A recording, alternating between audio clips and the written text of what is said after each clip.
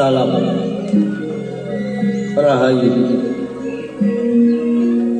dan salam budaya bagi saudaraku pecinta budaya Nusantara.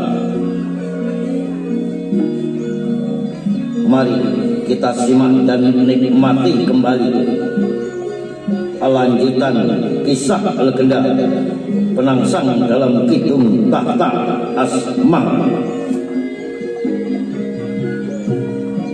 karya Nasirun Purwokatun yang kali ini telah memasuki episode ke-92 dengan judul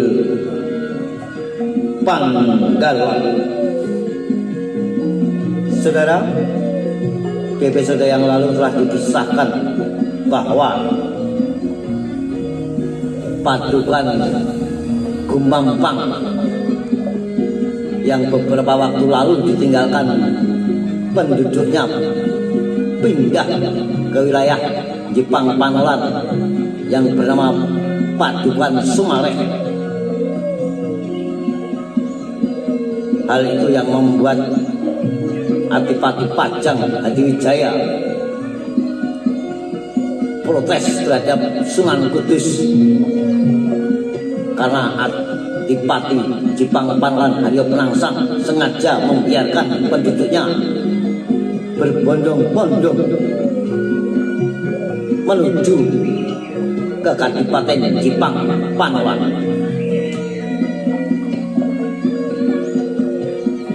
Atas penegasan Sunan Kudus Sang Guru,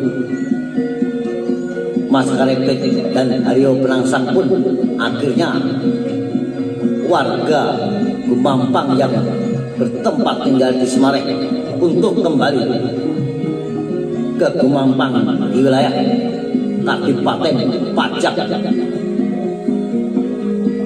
Namun hal itu terasa aneh bagi Sultan Pajang karena padukan yang dianggap Balilo itu tidak pernah memberikan upeti kepada Keraton Pajang sebagai junjungan warga di Keraton Pajang. Geram di dadanya makin mengeras. Tatapannya tak lepas dari hujan yang turun menderas. Lowoijo kembali melayangkan pandang menatap kampungnya yang telah lama dan 5 tahun ditinggalkan. Dari tempatnya berdiri dapat terlihat jajaran rumah di pinggiran jalan yang ke arah timur makin menurun.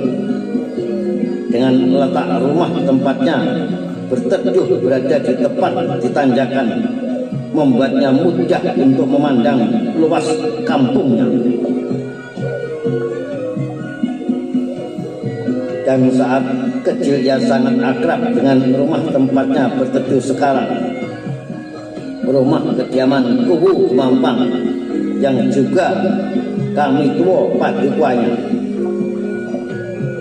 Lowoijo sering bermain di rumah Kuwu Gumampang karena anak bungsu Ki Buyut Milo Darmo adalah teman bermainnya. Anak lelaki dari orang paling terhormat di padukuannya, karena dari keluarganya lah seluruh pamong desa berasal, termasuk Lurah Gumampang sendiri, Ki Sejo Murco yang merupakan anak tertuanya. Dan dari 10 Grumbul yang ada di 7 Lurah Grumbul masih terhitung kerabatnya. Bahkan juga para umbul dan cukunya yang bertanggung jawab menjaga keamanan tiap malam.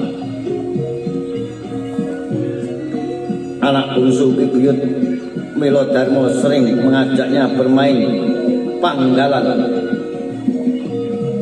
di pelataran rumahnya yang lapang. gasing yang dibuat dari kayu kemelandingan diadu bersama teman-temannya dengan penuh kenangan, menggunakan tali panjang mengikat yang lentur menyerupai cambuk kuat yang dipilihnya sendiri dari kulit pohon wal.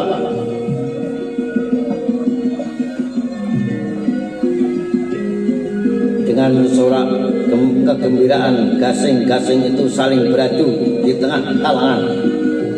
Kayu bulat lonjong dengan kaki bawah berputar.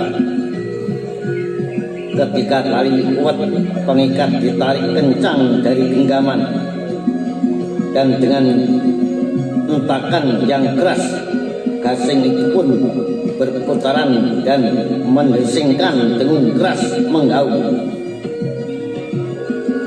Dengung yang oleh para orang tua juga dipercaya bisa mendatangkan hujan. Dan dalam hujan yang terus turun membasahi tanah Gumampang, ia pun terkenang pada permainan masa kecilnya itu.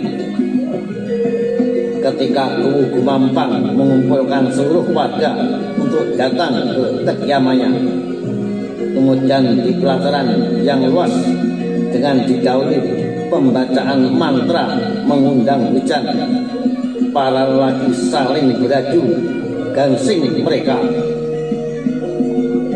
Panggal-panggal dari kayu kemelandingan itu pun saling berpusingan, berputar kencang dan menimbulkan desing mendengung.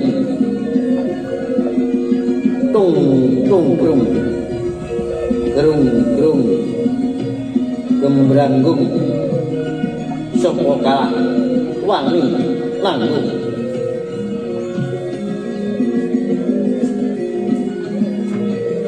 Sambil terus bermain, panggalan para lelaki mengumandangkan tembang tersebut secara berulang. Sebait syair yang juga dipercaya sebagai mantra untuk makin cepat mendatangkan hujan, agar air kesuburan segera turun dari langit untuk menyirami padi gogo di ladang-ladang mereka. Berlari-lari, berhari-hari permainan itu digelar di pelatarannya sampai kemudian hujan benar-benar turun membasahi ladang, dan panggal yang menang dalam pertarungan akan mendapatkan hadiah dari Ki Buyut Wilo Darmo. Gasing yang kemudian dikeramatkan hingga musim panen tiba untuk kembali dimainkan dalam acara mengawali panen. Setelah itu, gasing yang dianggap keramat kemudian digantungkan di lumbung pedukuhan dengan harapan persediaan padi mereka bisa awet dan tidak segera habis sampai dengan musim panen tahun depan. Prasojo. Mendadak Lowoijo menyebut sebuah nama dengan bibir bergetar. Nama teman sepermainan masa kecil yang ia pernah membencinya sepenuh hati, karena dalam setiap panggalan Prasojo selalu memenangkan pertandingan, dan setiap adu panggalan gasing Lowoijo selalu bisa dikalahkan, bahkan beberapa kali kalah sampai pecah terbelah dua, terkena hentakan kaki panggul Prasojo. Lowoijo pun menangis meratapi benda mainannya tersebut. Dan ketika Ki Buyut Wilo Darmo mengetahui lelaki tua itu segera memanggil Lowoijo untuk ditenangkan. Panggalan hanya permainan gelek, ucapnya dalam dan tenang, mencoba memberikan hiburan. Dan dalam setiap permainan selalu ada yang kalah dan yang menang. Begitupun dalam panggalan ketika Panggulawijo jatuh dan tak bisa lagi berputar, itulah tanda kekalahan. Maka panggal yang bisa menjatuhkan lawan berhak mendapatkan sebutan raja, sementara yang jatuh harus rela menjadi kaula. Lawajo tidak sepenuhnya memahami pembicaraan orang tua itu, karena ia masih terus menangis meratapi gasingnya yang rusak di pendel Panggal Prasojo. Sementara Ki Buyut Milodarmo masih melanjutkan petuahnya. Namun sesungguhnya hidup manusia itu juga seperti gangsing, selalu berputar tanpa pernah berhenti. Amatilah Gangsing Prasojo ini. Dengan berat hati Lawajo pun melihat panggal lawannya yang telah merusak gangsingnya, sebuah panggal hitam yang konon terbuat dari galih angsana.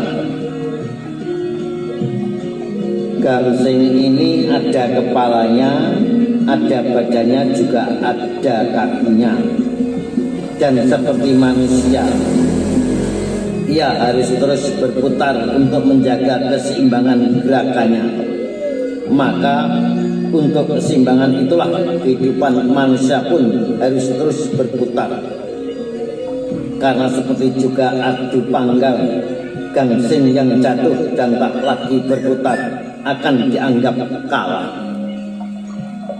Demikian pula dengan kita sebagai manusia, harus selalu berusaha jangan berhenti berputar agar menjadi pemenang dalam kehidupan. Demikian petuah dari Ki Buyut Milodarmo kepada Lawajo yang baru saja kalah dalam permainan gangsingan dengan putranya yang bernama Prasojo. Sejenak Lawajo mencoba mencerna nasihat Ki Buyut Milodarmo, meski nalar kecilnya belum begitu bisa memahaminya. Namun tangisnya telah berhenti, karena setelah memberi petuah, Ku Gumampang itu meminta Prasojo agar menggantikan Panggul Lawajo yang telah dirusaknya. Dengan berat hati anak bungsunya itu pun melepaskan panggalnya, setelah ayahnya membujuknya dengan berjanji akan membuatkan panggal lagi yang lebih kuat dan lebih bagus. Sementara Lawajo pun bergembira dengan pemberian itu. Ia sangat berbahagia dan berharap bisa memenangkan panggalan melawan Prasojo, yang kali ini ia merasa yakin akan mampu memenangkan pertandingan karena menggunakan panggal yang selalu mengalahkannya dalam permainan hingga selalu membuatnya menerima hukuman sebagai kaula yang harus menggendong Prasojo keliling pendopo. Lawajo tidak ingin mengalami kekalahan yang terus berulang. Namun setelah lama entah kenapa dalam permainan esok harinya, ia kembali menerima kekalahan. Panggal yang selama ini sangat kencang ketika dimainkan Prasojo menjadi seperti tak punya kekuatan berputar saat berada dalam hentakan tangannya. Hingga ia pun kembali menerima kekalahan dan harus menggendong Prasojo dengan menjadi tontonan teman-teman lainnya. Sudah takdirmu menjadi kuda Lawajo, teriaknya Prasojo penuh kemenangan. Karena sebagus apapun panggal, kalau berada di tangan kaula, maka tak akan pernah menjadi raja. Nasibmu adalah untuk menerima kekalahan, bukan kemenangan. Lawajo. Demikian ledek dari Prasojo. Lawajo hanya terdiam mendengar ledekan itu. ledekan yang membuat hatinya menggumpal menjadi sebuah cemoohan keras yang sangat menghinakan. Apalagi dalam kerumunan itu, ia kemudian menjadi tontonan yang mengasihkan ketika harus berulang kali berkeliling pendopo menggendong prasojo. Jaran Lowoijo melayu ngulon, dasar bocah lombo tur alon. Saben dina mung dadi jaran, lola lolo kaya belu kapiran. Lowoijo pun menjadi ledekan teman-temannya yang tengah bermain di halaman rumah Kuwu Mampang. Nyanyian yang disenandungkan dengan penuh ejekan dari para bocah laki-laki yang tengah riuh bermain bendian. Ia juga menjadi tontonan anak-anak perempuan yang sedang ramai bermain jamuran, dan hatinya sangat malu ketika dilihat oleh seorang yang ia tengah memendam hati kepadanya. Perempuan kecil dengan kemben membalut dadanya dan jarit panjang membebat pinggang hingga ke lututnya. Lowoijo sempat melirik ke arahnya yang berdiri di peringgitan pojok pendopo. Dari semua teman sepermainan yang ada di pelataran, hanya ia yang terlihat tidak mentertawakan, tidak ikut bersorak mengejeknya yang tengah menjadi kuda tanggapan prasojo. Ratri, bisiknya menyebut nama perempuan kecil itu yang bernama Ratri Sasi, dan kenangan pada sosok perempuan itu pun kembali membayang. Namun baru hendak masuk dalam lamunan yang panjang, ia telah dikagetkan dengan datangnya Hangul Lumut di sampingnya, anak buahnya yang telah keluar dari dalam rumah Ki Buyut Milodarmo yang tak lagi berpenghuni itu. Kosong, tak ada barang pun, Kakang, lapor Hangul Lumut sambil membersihkan kepalanya yang tersaput oleh jaring laba-laba. Sambil terus bersungut, ia mengusap pula wajah dan pundaknya. Rumah besar ini mungkin sudah lama tak berpenghuni, Kakang Lowoijo. Ruangan dalamnya sangat gelap dan air menggenang di sana sini karena atap sirap yang bocor. Demikian laporan Hangul Lumut kepada Lowoijo. Lowoijo pun mengangguk mendengar laporan itu.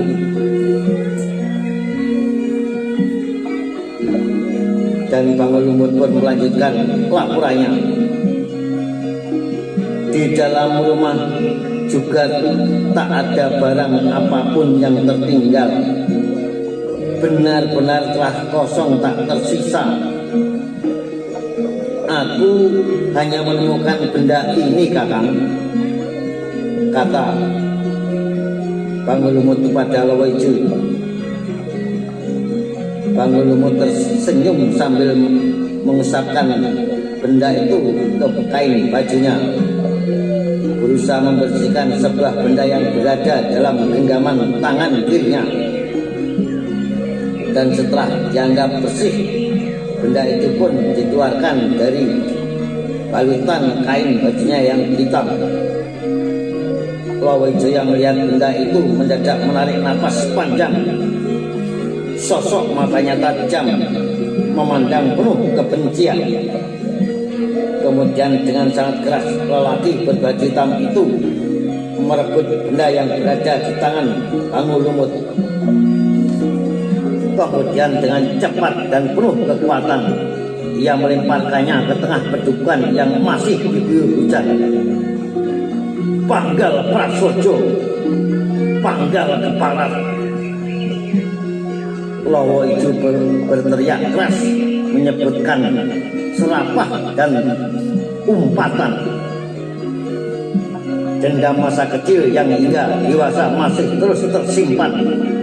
Dendam yang terus membantu karena prasajolah yang sudah membuatnya terusir dari Padukuhan. Rasakan pembalasanku sekarang, Prasojo Siawan. Kembali Lowo Ijo mengumpat penuh kebencian. Sementara Bangulumut terdiam pasrah dicekam keheranan. Nah saudara, sampai berjumpa kembali di lanjutan legenda penangsang dalam Kidung Tahta Asmara berikutnya. Salam Rahayu, salam budaya, sampai jumpa.